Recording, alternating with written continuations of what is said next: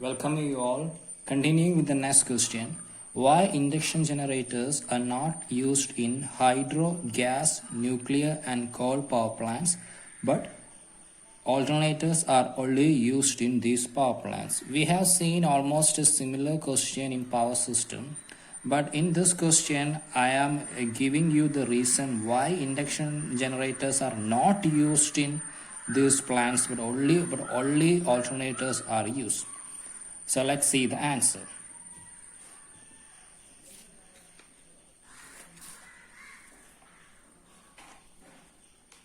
See,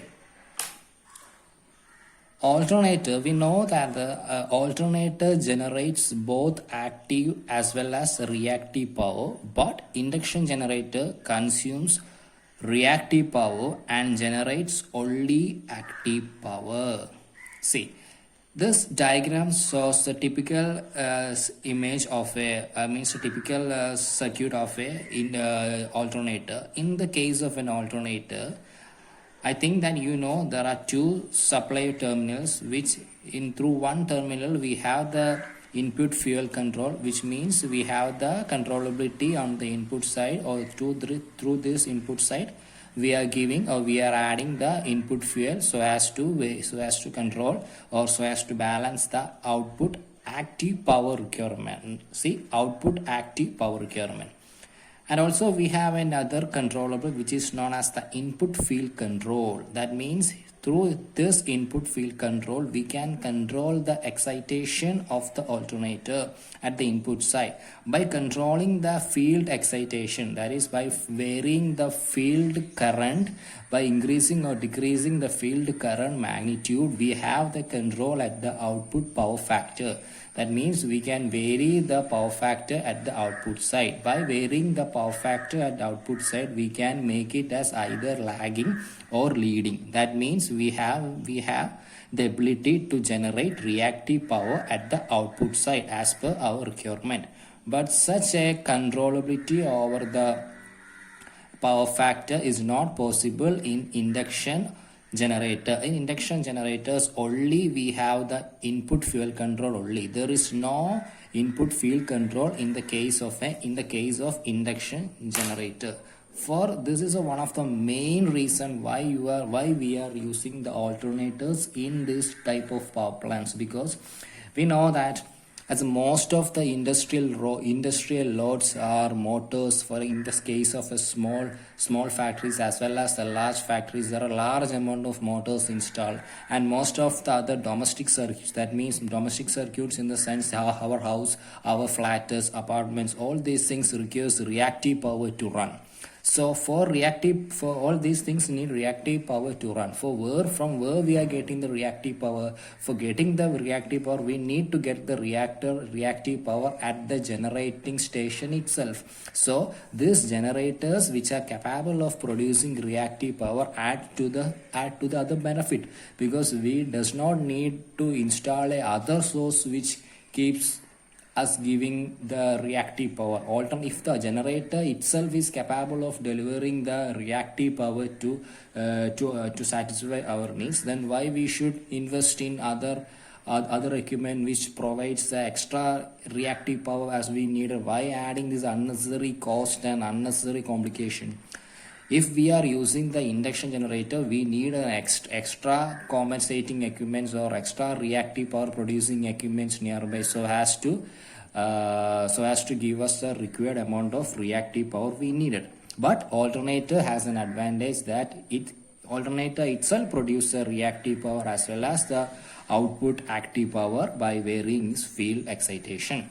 So most of the industrial loads and other domestic circuits requires reactive power to run, and alternators are used.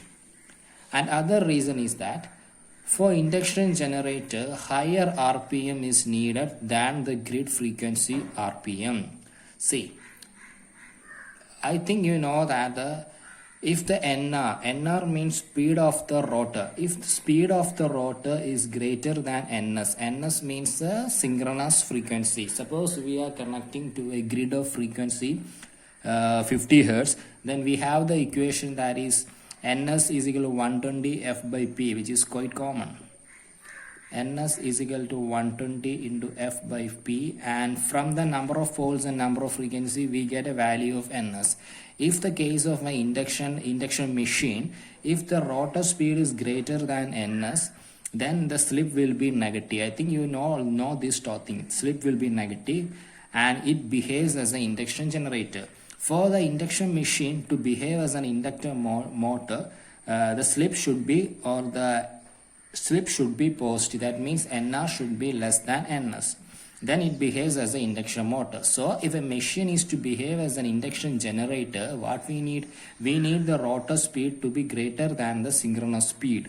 So higher RPM is needed greater than the grid frequency RPM. So if in some case, if we are not able to keep this NR greater than NS throughout the time, then what will happen? Then in case RPM drops below the grid RPM, and if RPM drops below the grid RPM, then machine start behaving like an induction motor, drawing both active and reactive power. Here see, if NR drops below the NS, then it will become as an induction motor. If it behaves as an induction motor, then it's a motor. Motor means it's a load. The motor requires both active as well as reactive power. So induction generator will turn to an induction motor if NR less than NS.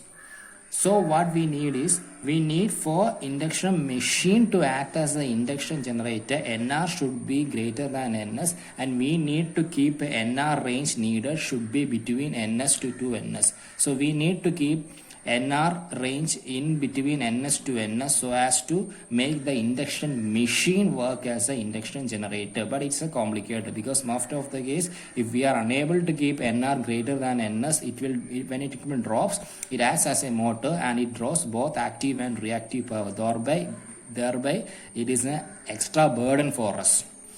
So I hope you are clear with my explanation, because I have altered all the things why alternator is preferred in modern power plants than the induction generators, as far as these reasons are concerned. And if you have any doubt, please write in the comment section box. If you have any doubts, I will try to explain your doubt in the future lectures. I hope to see you soon. Thank you.